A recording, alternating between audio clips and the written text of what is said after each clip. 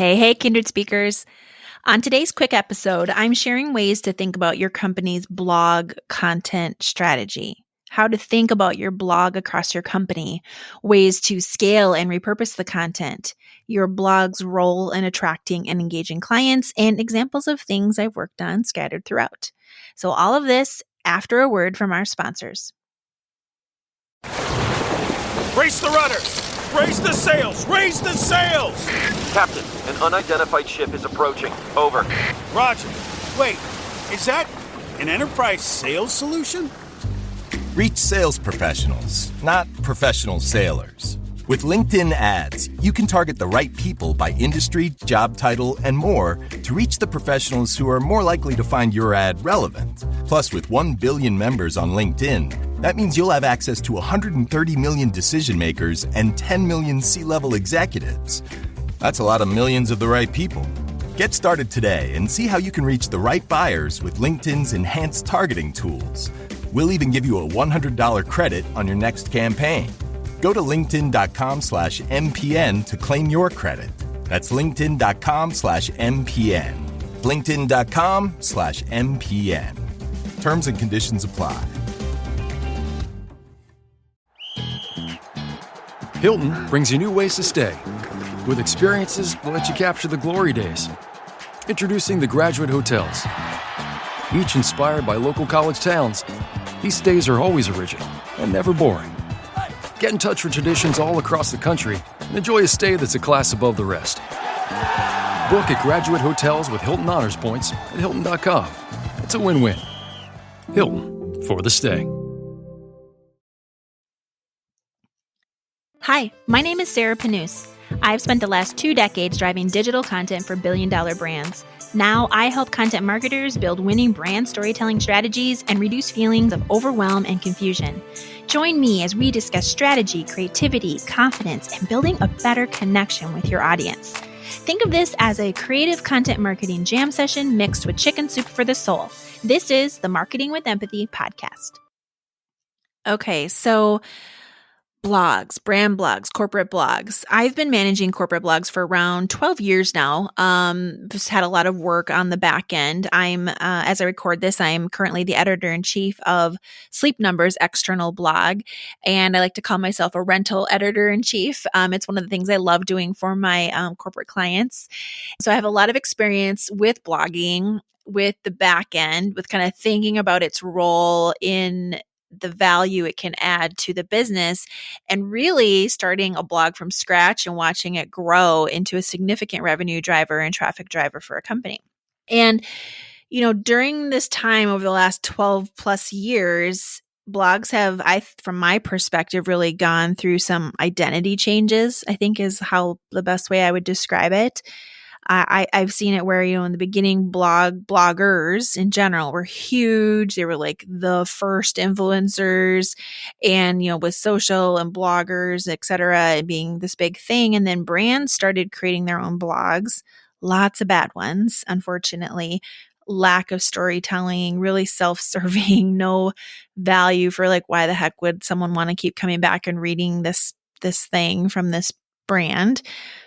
And then I saw bloggers kind of lose their spot as the top influencers as social has grown more and more. And video blogs then have been growing some with vloggers, with the V, vloggers, growing more with the increase of YouTube influencers and just leaning more into video storytelling in general that we're all seeing now.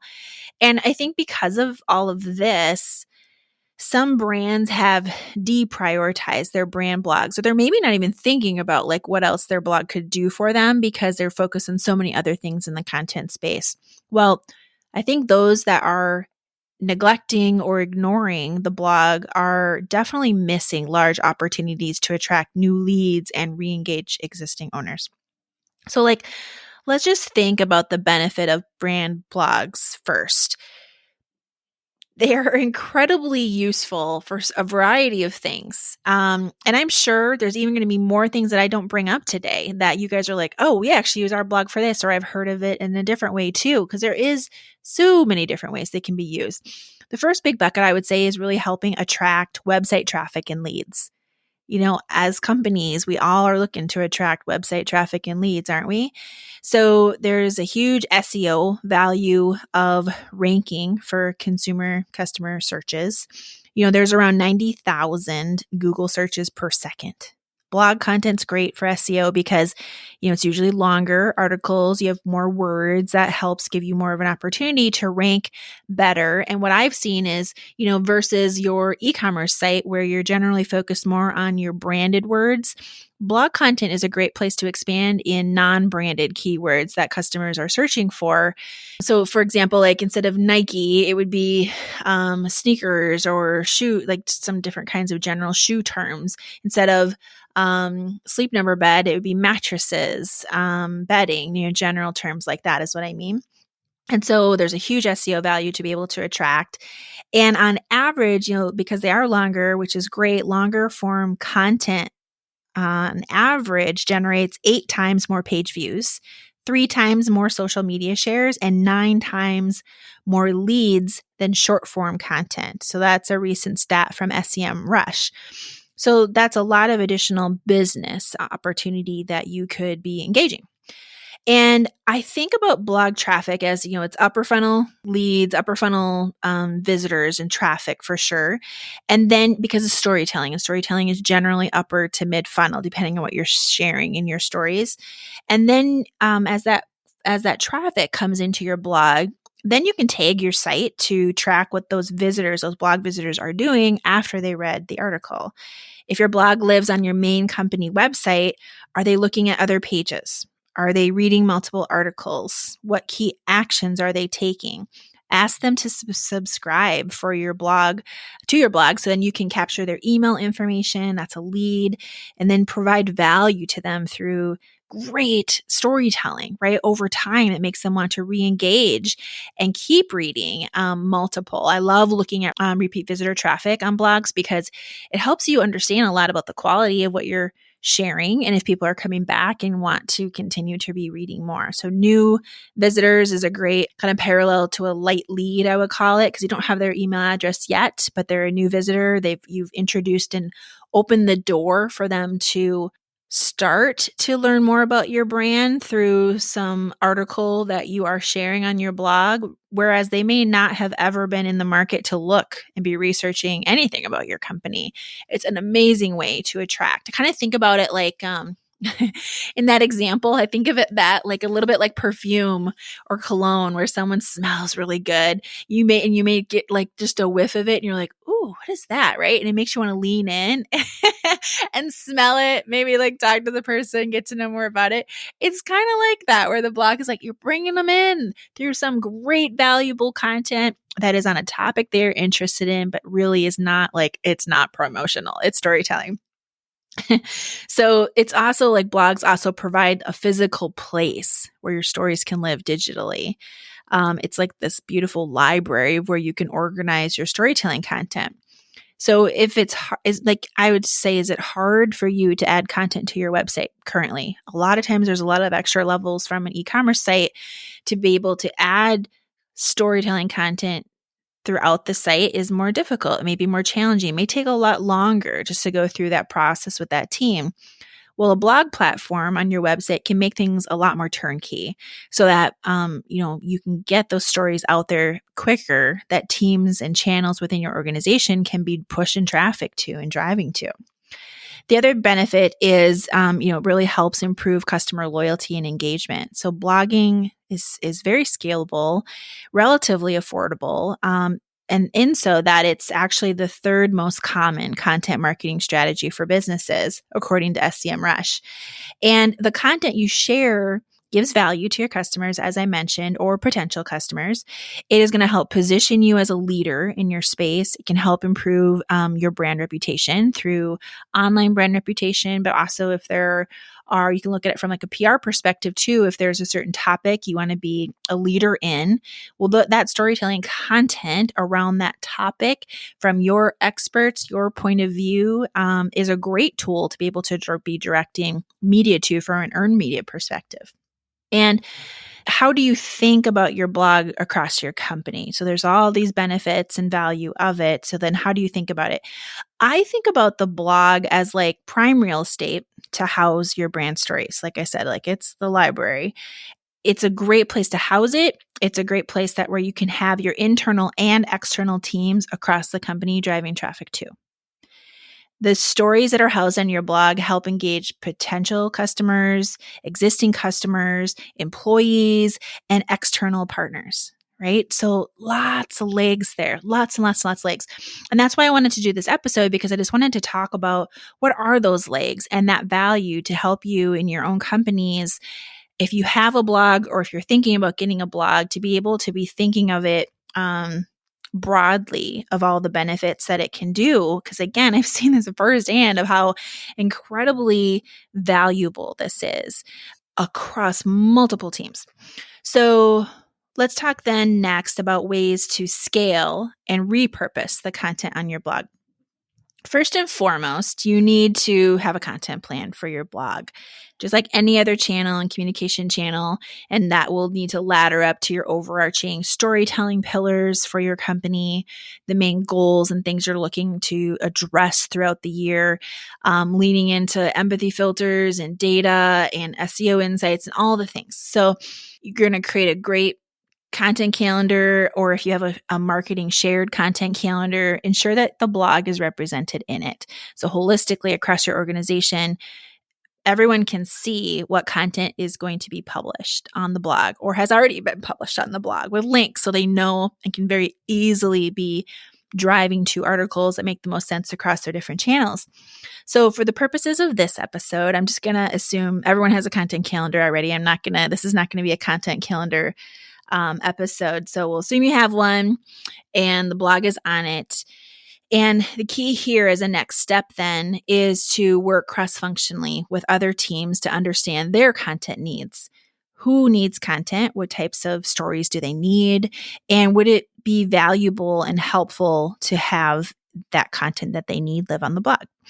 Do their story needs align with your overarching themes that you're trying to communicate on the brand blog? So a really easy way to kind of help manage this within your organization is to create like an intake form so that people could just fill out digitally, submit a request about a story request, ask them a few questions about what they're looking for, deadlines, of course, but also like the why, like why is this important? And what I've found from just my work as an editor-in-chief of corporate blogs is a lot of times, when you're the closest to like the storytelling aspect. And so a lot of times teams will come and they'll make a request and it'll be very brandy. Oh, it's this product. But your job then is to talk with them and really to help uncover, how do we editorialize this? How do we think about this in a way that is going to make it really interesting to our target audience? It's not going to turn them off. They're going to read it and think it's an ad or that it's a landing page on our website, but this has to be different because all these things work together. This is bringing them in or re-engaging them. So that's a great discussion you can have sometimes. And then you can decide, does it make sense or doesn't it make sense on the blog? Does it make sense somewhere else? Or how could you tweak the story in a way to get it to where it is more editorial in tone from a storytelling perspective? So, that's kind of like, you want to make sure you're having those conversations. So like as an example, like for one of my corporate clients, I'm regularly talking with multiple teams to plan quarterly content needs with the blog as like one of those levers. So we're going to chat about what we have planned in the blog calendar, our monthly content themes, articles or videos that we're planning to launch. And then we're asking that team then for input on what do they have planned during that same time. Is there someone we could interview that they have access to in their world? What communications do they have going out so that we can look at it quarterly? So like for email example, we're looking at that quarterly and thinking about what blog content can go into each of the emails throughout the quarter in their plans and how we can support them there while adding value in emails so that every email isn't just promotional, that you have some great storytelling, editorialized content that is so additive, and it's adding more value, increasing the likelihood of clicking and not wanting to unsubscribe, from all the emails and feeling bombarded with promo content. We're looking at quarterly as well, like if customer loyalty programs. So that's a huge one of re-engaging your existing customers. They've already bought it. They're already users of it. So how do you re-engage them? There's only depending on your category, they may not buy the product frequently enough that you need something in between to keep them re-engaged. And so content is brilliant for that. I actually should do a separate episode just on that, because I just have so many great insights and learnings on how effective that is at tapping into your existing owner base through storytelling. So I'll write that down for another episode. But looking at that and then thinking through like what you have planned, sharing that with the team to help amplify that through their community to engage with that content. And then vice versa. Think like, again, it's like really, it's the whole mix of how everyone's working together. There are no silos. You need to, from a storytelling perspective, understand what everyone's needs are, what the priorities are for the business, and then how do you make that into great storytelling content that your customers are going to want to engage with. So I've personally seen blog content drive significant revenue, annual revenue, traffic, SEO value. So I'm going to just give you a list next here of other ways that you can scale and repurpose your blog content to drive more results for your company. So I'm just going to go through a bunch of different examples. These are all things that I've done with blog content. And the need just keeps growing and growing and growing. So it shows that it's working. So teams are wanting more of it. And everyone gets really excited about it, because when you see something working, right, then you're like, oh my gosh, that's so great. I want more of this content. How do we work together on this? Which is the ultimate. That's what you want inside your organization. So the first is customer loyalty program. So I talked a little bit on that, but engagement. You want to engage your existing customers via whatever loyalty programs you have. Share content with them. Ask them, reward points for engaging with that content in those loyalty programs. And then also be thinking about that loyalty program of how you can mine for stories. It's a great way to get reciprocated back and help you know what else, other things you can talk about through these stories is it'll help you get to know your customers more. I love interviewing customers for blog stories. It's a great way to get to know the customers better. It's also a really great way to determine if there's anyone that you want to include in future video content. So the blog can kind of be that first, marker, right? Where you're, and then you see if they advance a level, and then you see if they advance to the next level for video content down the road. So that is another brilliant way to be constantly thinking about your blog. It's kind of like a casting agent almost, if you think about it in that way. Great to repurpose the content, use it and share it through emails, like I mentioned, especially if your company has a very large email list that they're communicating to. How do your blog content stories get pushed through that? And then don't forget about your internal employees. So share the content through your own internal employees. I know most large companies and mid-sized companies now have different levers and platforms and things to pull that help share certain content with their employee base. And then you can just make it really easy to ask the employees to share the content with their communities. So Post Beyond is a vendor I know that does a great job with that. And you can just tap into your existing employees to be amplifiers of the content there as well. And then, of course, you have social, paid and organic, tons of opportunity to share and scale blog content through those channels. One example I love is taking one blog post and repurposing it into 10 separate Pinterest pins to help scale and attract your customers via Pinterest. Because blogs are longer, you can slice and dice it a lot of different ways with different headlines and quotes and different thoughtful imagery and different color changes. All of them literally can drive back to the same article, but be positioned in like 10 different ways to see from a learning perspective what works better at attracting traffic from Pinterest to your property. But it's just such a brilliant way of being able to, I always talk about, I say, let's just milk it for all it's worth, honey, right? We're going to milk it. We're going to milk this content everywhere we can. Because good Lord, we spend enough time creating the content that we make for our companies. You want it to do as much as it possibly can. So that's why I want to share like all these different places of where your blog content can live and benefit. So social is a big one. Or if you have a customer service team that's responding to questions on social, have them send a blog story link related to the topic that they're chatting about with the person. Maybe they have allergies and you have a great story on allergies on your blog. Well, send them that link, right? So it's a great way beyond. It also helps be kind of so people don't sound robotic. You're adding a lot of value. Or, hey, I saw you like this. We have this great article on X. Here's a link if you'd like to read it. Again, it's not promotional. You're adding value. It's editorial, but dang, you are showing your thought leadership. You are showing you care. You are showing and adding tons and tons of value through this content.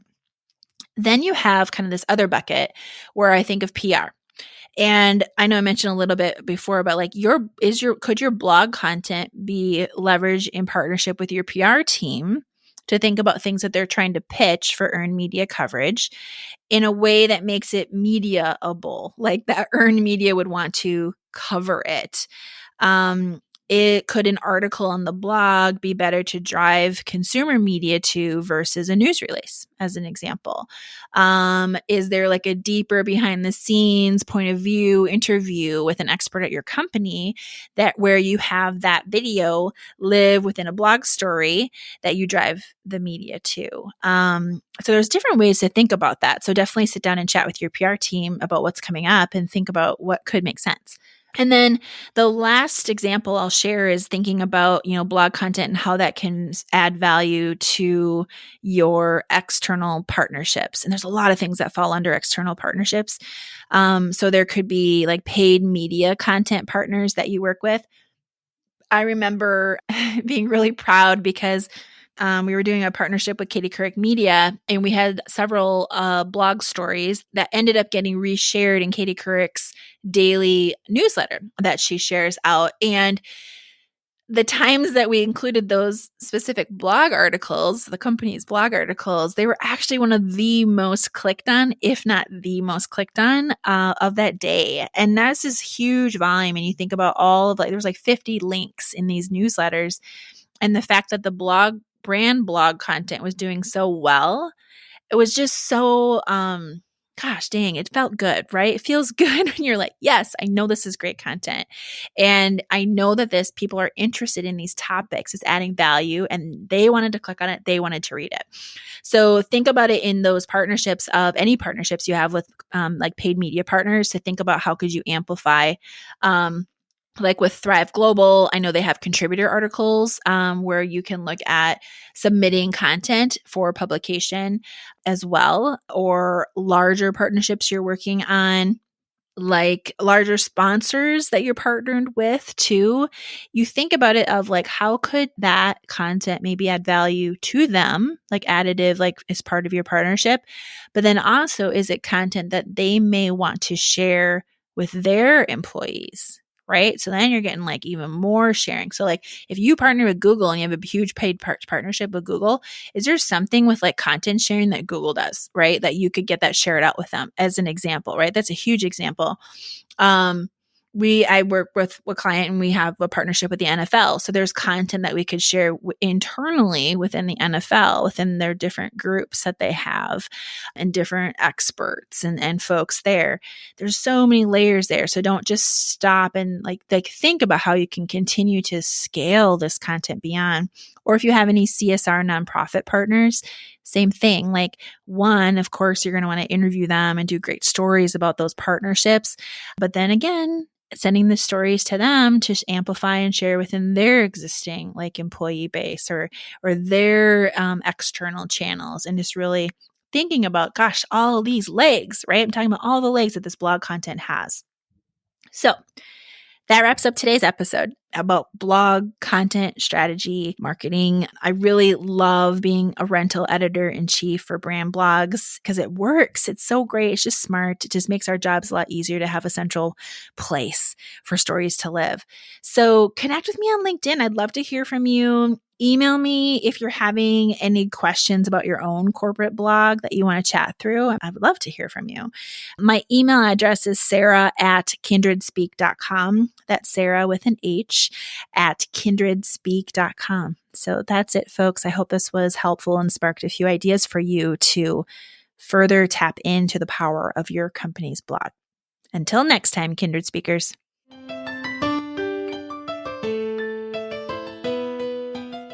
If you're hearing my voice right now, you're likely a corporate content marketer of some kind looking to level up your brand storytelling career. What would it feel like to have the skills, confidence, and know-how to advance your brand storytelling results and love the work you're doing? In an ideal world, you and your content team are high-level strategic thinkers that know how to humanize your brand to drive 7x engagements and actions. You have the right creative mindset to attract your ideal audience and build brand trust and loyalty through storytelling.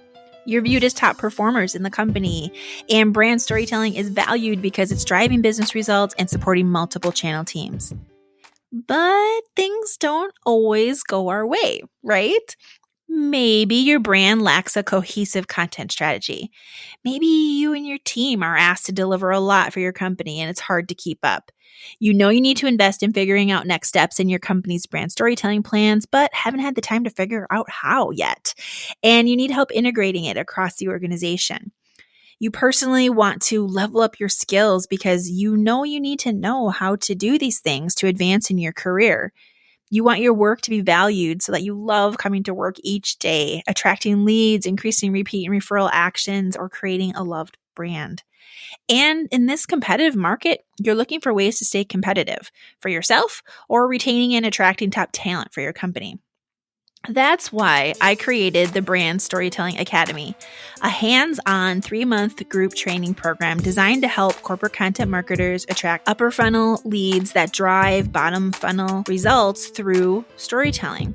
For 1/6 of the cost to hire a person on the team or onboard a high-level brand storytelling strategist, you and up to 5 people on your team can be developing and accelerating your brand storytelling skills. Think of it like a college certification program for you and your team, but you get the knowledge a lot quicker, and your professor, me, has 20 years of hands-on experience guiding you along the way. Curious? Fill out the application at kindredspeak.com/apply to learn more, and I'll be in touch to answer all your questions and discuss if it's a good fit. Go to kindredspeak.com/apply. You may know you're listening to this show along the Marketing Podcast Network, but did you know there are other great shows on MPN to help your business? Hennika Watkins-Porter hosts The Entrepreneurial You, empowering entrepreneurs with insights on leadership, business, and success. Hennika, tell listeners what to expect from your show. So we provide innovative business strategies and practical solutions to common entrepreneurial challenges. And where can people subscribe? Find us at hennikawatkinsporter.com, as well as the Marketing Podcast Network at marketingpodcast.net, or search for it wherever you get your podcasts. You heard her. Go subscribe.